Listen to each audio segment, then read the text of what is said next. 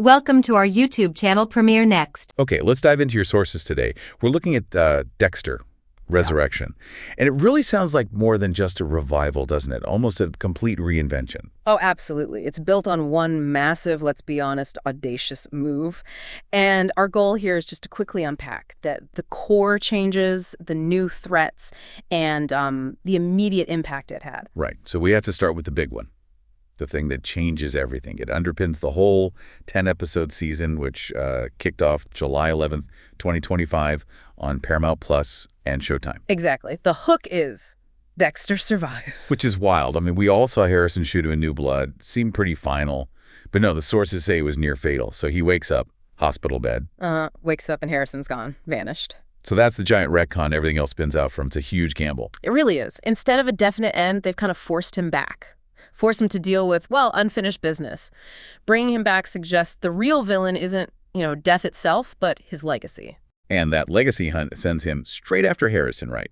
At a quiet Iron Lake and bam, into New York City. Yeah, total change of scenery. And his cover is, what, a rideshare driver? Exactly. Using the city's density and anonymity, perfect for stalking prey and finding his son, I guess. Well, it completely flips his methods, doesn't it? Think about it. Miami was chaos, sure. Iron Lake was isolation, but NYC, that's dense. It's vertical, constant surveillance. No quiet docks for disposal. Precisely. No easy dumping grounds, cameras everywhere, public transit. His old code, it probably has to bend, maybe even break, just to function in that environment. And that environmental pressure seems mirrored in the threat structure itself. It's not just one big bad like Trinity or the ice truck killer. No, Resurrection throws him against what the sources call a whole network, a society almost of serial killers. A society of killers, wow. Yeah, it's a major departure. Dexter mastered the one-on-one game, right? Cat and mouse. So to raise the stakes, the threat had to become systemic, organized. And that's where the new cast comes in, Peter Dinklage. Right. Peter Dinklage as Leon Prater, positioned as this kind of mysterious leader, orchestrator of this whole shadow group. And Uma Thurman plays Charlie. She sounds like a wild card. Morally gray, maybe an ally, maybe a rival trying to pull Dexter in. Okay, so Dinklage leading a network. That implies organization, structure. This isn't random killing. It's something bigger. But even with all that, the past is still nipping at his heels. Always. The sources highlight Angel Batista coming back. David Zayas returning is huge. Because Batista knew, or suspected at least. He always suspected Dexter was the Bay Harbor butcher, yeah. And he carries that, very justified suspicion into Dexter's new life. That's institutional danger.